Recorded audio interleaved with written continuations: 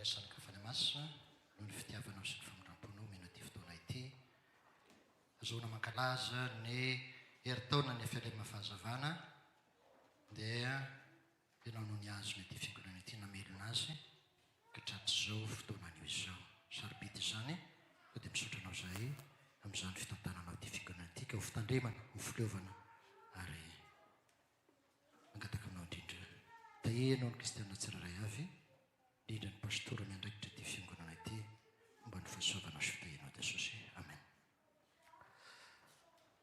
Mbola ho tonga eo ny fampiarabana amin'ny fankalazana ny heritaona fa naizana zany dia misaotra an'Andriamanitra isika mahatratra ity fotoana ity izay ankalazantsika ny heritaona ny fiangonana FLM fahazavana.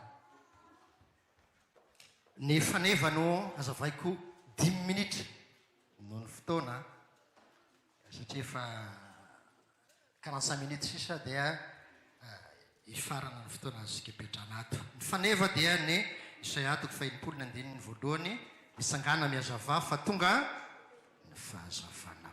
Andeha iara-mitsangana tsika iara iredina n'io faneva io ataontsika mafy tsara misy mba ho tadita izy ny efa niorahin'ny koralina teo miarakitsika amin'ny anaran'i Jesosy mitsangana miazava fa tonga ny fahazavanao. Averintsika indray mandeha misangana miazava fa tonga ny fahazavanao. Saotra tompo afaka mipetraka isika. Misy toyny io Isaia 1:2 tapany A dia ny tapany B hoe ary ny voninahitry Jehova efa miposaka aminao.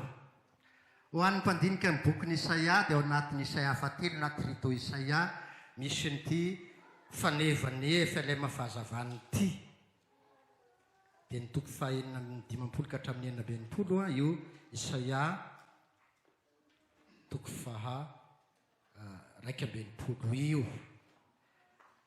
Ny contexte dia tafaverina ny ala avy amin'ny fahababoana ny zanak'Israely baby tany Babilôna izy nafahana tamin'ny alalan'ny mpanjaka Kriosy izay nandresy ny Babilôniana dia tonga tafaverina ny Jerosalema ny zanak'Israely. Babo zany dia afaka amin'ny fahababoana. Dia rehefa tafaverina ny Jerosalema dia nomeny Jehova ny ty teny mamy ity mitsangana miazava fefa tonga ny fahazavanao. Zavatra roa no lazainy eo. Voalohany mitsangana zay no ampisanganako antsika ty inona koa ary ty ampisangana pastora antsika ty fa nefa misy ny teny hoe mitsangana. Dia ny zavatra faharoa miazava.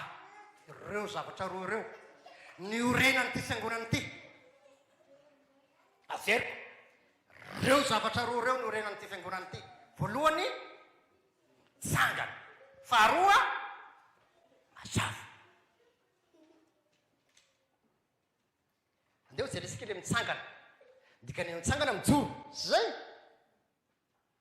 heritaona tsika zao mijoro nandritra ny heritaona. Izy any nampijoro antsika Jesosy Jehova raha ny contexte ny testamenta taloha izy nampijoro antsika satria raha jerena ny contexte dia ny olona resy lavo tanteraka andevo ny olona tany Babilôna tsy manana azo-damosina fa andevo zany tena mandoalika mandoalika eo anatrehan'ny Babilôniana zany fa Jehova nanafaka azy nampijoro azy ka mitsangana dia mijoro. Jehova nampijoro azy mitraka lay ny tanondroka hatreo napitrakainy Jehova Andriamanitra. Anambarana ny famonjena ihany koa io ny fampitsanganana io. Lay olona resy lasa vovavozy ka afaka. Lay fitsanganana dia manambara fahafahana olona mijoro tsara fa tsy mitanondroka tsy mitomany satria raha baby tany Babilôna ry zareo dia nitanondroka nitomany nalahelo resy tanteraka mba eritreretinao hoe alaina amin'ny tanyrazanao anao dia atao babo andevo any an-tanin'olona any tena resy fa eto tafaverina dia mitsangana tsara jehovah no nampisangana azy. Raha ampiarisika amin'ny testamenta vaovao, Jehovah no nampisangana ny testamenta taloha ny zanak'i Israely, sika ilay Israely vaovao fa Jesosy no mampijoro antsika. Raha tanina zany hoe nahoana no mitsangana ny fialema fahazavana, valiny tsotra, Jesosy no mampitsangana azy. Fa tsy mipetraka fahazavana, izy ny mazava. Raha izay ny fanontaniana. Raha amin'ny tapany faharoa tapany be dia hoe ary ny voninahitry Jehovah efa miposaka aminao. Zany hoe ilay voninahitry Jehovah no manazava ity fiangonana fialema fahazavana ity. Zany nanazava ny zanak'Israely izay toa tamaizina tary amin'ny fahababoana, togadra ny fandikan'ny malagasy ny prison dia tena mazava azy. Inona moa fandikan'ny malagasy ny prison amin'ny teny gasy? Sanomaizina. Ka raha ianao zany no andevo voafatotrany ianao dia tena maizina. Fa raha ianao afaka ny tranomaizina dia miseho amin'ny mazava ianao zany. Ka ny voninahitry Jehovah niposaka tamin'ny zanak'Israely dia afaka izy tafaverina ao Jerosalema. Ny Isaia 1:9 ihany koa dia milaza fa Jehovah no fahazavana mandrakizay. Izy zany raha notanena inona ny mahampazavanao rehefa ilema fahazavana dia Jehovah no mampazava. Sika rehetra io filema fahazavana io fa tsy fery zareo eto ihany ny voninahitra Andriamanitra mampazava azy. Raha ampitaisika amin'ny testamenta vaovao dia haitsika tsara ny tenin' Jesosy amin'ny Jaona 9:2-12 miarahantsika amiretina ho an'izay mahay azy vakiko izy dia avy eo iarahantsika amiretina hoy Jesosy izao ny fahazavana izao tontolo izao izay manaraka ahy tsy mba handeha amin'ny maizina fa hanana ny fahazavana iny. Da hoaritsika hiaraka an'izay taosika mafy tsara misy fety androany sokafo tsara ny vavy sokafo tsara miaraka sika amin'ny anaran'i Jesosy. Izao no fahazavana izao tontolo izao izay manaraka tsy mba handeha amin'ny maizina fa hanana ny fahazavana iny. Raha petraka zany ny fanontaniana inona ny mampazavanao rehefa ilema fahazavana, ny valiny dia atovy mafimafy afaka miteny nge sika fampianarana nge ty izy mampazavatsika fahazavana. Jesosy no miteny izao no fahazavana izao tontolo izao. Inona ary ny maizina ny devolony ray maizina, ny fahotanany maizina, ny heliny maizina.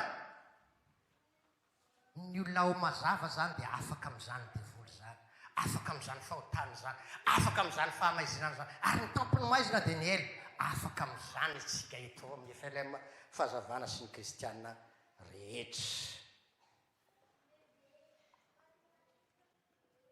Dia ilay fahazavana lazain'i Jesosy hoe fahazavana any izay mino ahy tsy mba handeha amin'ny maizina fa hanana ny fahazavanaina, lumière de vie. Ka ilay ty fahazavana ity tsy ilay hitany maso fa aina fahazavanaina. Zany hoe ilay Jesosy nitsangana tamin'ny maty io ilay fahazavana io. Ka io mitoetra ao anatintsika manazava antsika. Toy izao ny voalazan'i Paoly amin'ny Efesiana 5:5-7. Koa izany lazany hoe mifoha aza ianao izay matory mitsangana amin'ny maty dia ampazavanao Kristy. Zany hoe ny olona mazava dia niala tamin'ny fahafatesana ka mifindra amin'ny fahazavana i Kristy, nitsangana tamin'ny maty eo amin'ny Kristy. Ary ny fahatanterahana zany fahazavana zany mandrakizay dia ao an-danitra. Io ilay fahazavana mandrakizay. Ary eo tsisy masoandro fa izy ny fahazavana ao an-danitra. Kristy ny zanak'olona ny fahazavana ao. Ianao ry havana, invité d'honneur. hamonjy zany fahazavana manak'izay isika rehetra ianao efa ilema fahazavana manokana invité d'honneur isika mba hiditra amin'ny fahazavana manak'izay iza no namako misangana zay namako hiara hiditra zao e zay sy te hiditra ao za mitsangana e isika rehetra fary miarabantsika rehetra toko tratra ny heritaona ny efa ilema fahazavana fantatra fa isika rehetra no hiarandova izany fanjakana manak'izay zany ka andeha hirana atsika araka ny teniny voalohany teo hoe misangana sady miazava ary efa mitsangana dia mandeha zay mitory ny filazantsara dia hoy jesosy ao matitoko fadimy ao ianareo ny fahazavana izao tontolo zao ka ianao efa ilema fahazavana itsika rehetra dia ho vavolombelony mazava ka izarany mazava ary ny fahazavana aty Canada fahazavana aty Montréal fahazavana aty amin'ny centre ville aty ka tena ho hitan'ny olona koa ny fahazavantsika voninahitra ao n'Andriamanitra zay zanaka famasina zay fahazo taloha indrindra ka ho mandrak'izay petraky sika tomboka